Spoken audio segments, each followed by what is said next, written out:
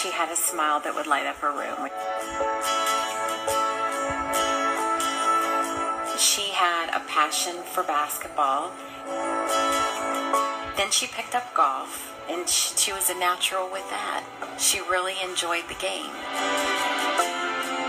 The one thing that caught us truly off guard going towards the end is we didn't realize how badly she felt about herself. Look at the pictures. Why would we think she had a self-esteem problem? But the fact of the matter is that was one of the major engines that drove her to areas where she really didn't need to go, didn't have to go.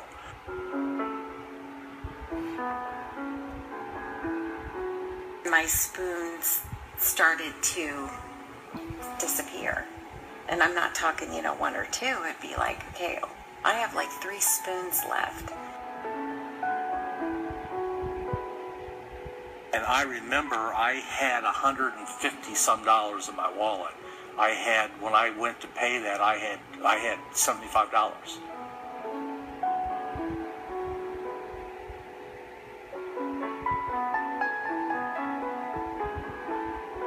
And of course she started crying.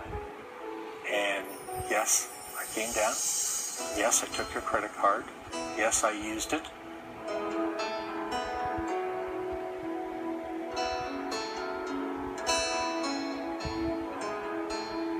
And I remember going to court the next day and beautiful mare, and then bringing her in, shackles on her ankles in these prison uniform. And I'm sitting there thinking to myself, how did we get here? What? I was just numb.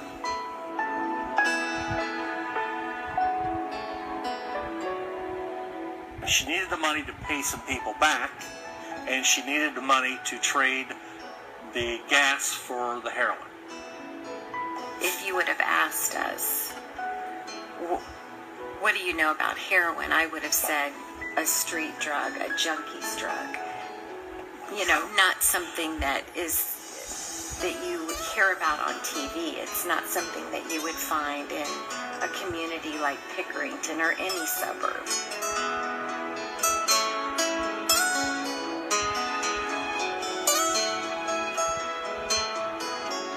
I mean,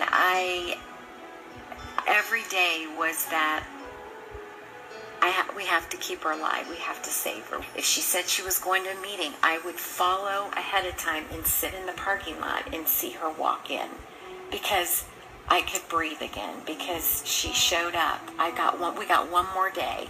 She's sober one more day.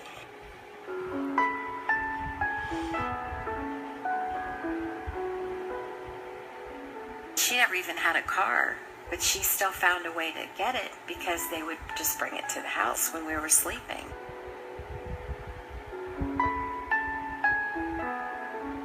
I remember walking into the apartment, and I've never heard such a horrendous scream in all my life.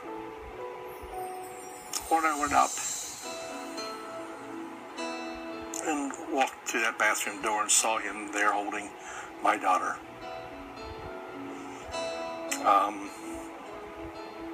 I knew immediately she'd passed away.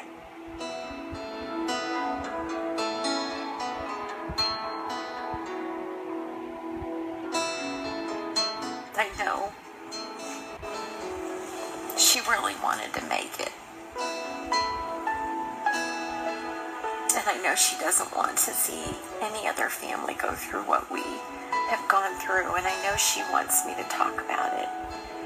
And I found her journal that I bought for her.